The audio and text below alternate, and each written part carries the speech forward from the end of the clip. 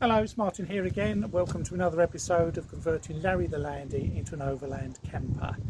Don't forget to subscribe, hit the button below, and then you'll know when the next episode is coming out.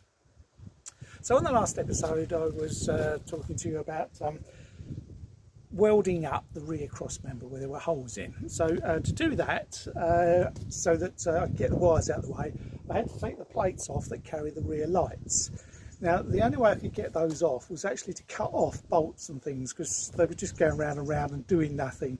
And the reason for that is that these bottom corners on both sides are completely rotten, and it's just a mixture of rust and body filler. Particularly on this side, it's completely gone away. So what I've got to do is restore some integrity there, get some metal back before I can mount the plates. So let's look at that in a little bit more detail. So this is the back corner, and this piece here should continue all the way along to the corner here, but it's just completely missing. It's rotted away from back and front, and that's where this light should fit, hanging from there. And if we have a look on the inside, oh look, you can just see that there is, I can put my hand right the way through to the outside, you know. So what I've got to do is fill the bottom part. So I've got steel angle to go across here to fill that in, but then what I'm going to do on the inside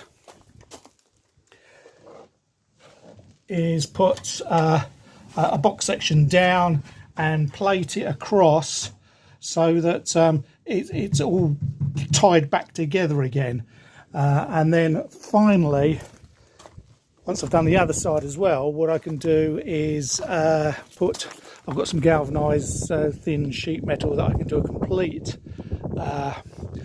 covering, if you like, a sort of cladding across the back to make it all look nice again.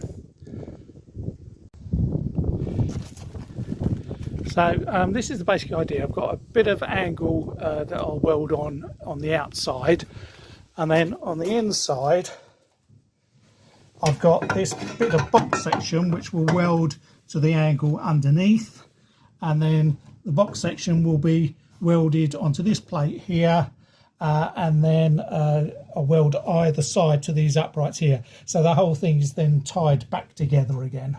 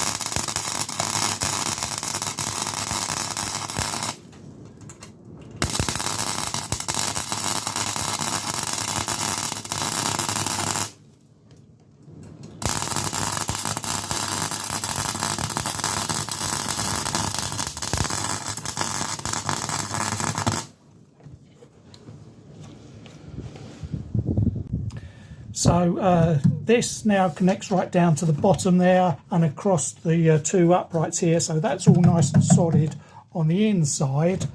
And then on the outside,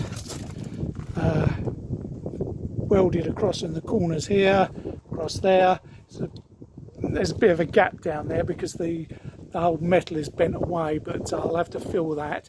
And I've put in this little L plate here which fills up a hole, so again a little bit of filler over that. And then, as I say, I'm going to be putting a cladding, a galvanised steel cladding that will go right the way across from one side to the other to neaten it all up.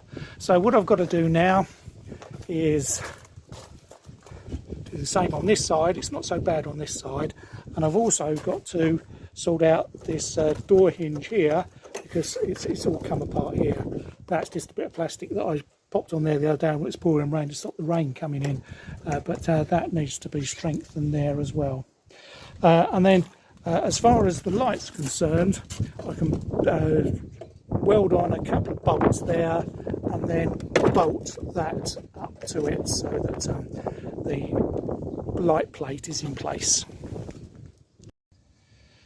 I've now finished the right hand side, so I've put on a angle across and it's welded underneath, put on some patches around the corner here where there was holes, and I've also patched this big hole here and joins this back to the main frame so it's not floating about. It was every time I opened the door it was all floating about, but that's all integral again, and I've put another box section that goes right the way down to the bottom, so this whole thing is now absolutely solid. Now I was thinking, as I said earlier, about putting some sort of cladding across the back, but I think actually once it's all painted up the same colour it's not going to look too bad, so I might not do that. But it's still open behind here, so I might put some sort of deflector to stop the road muck and wet getting into it, so I'll have a look at that next.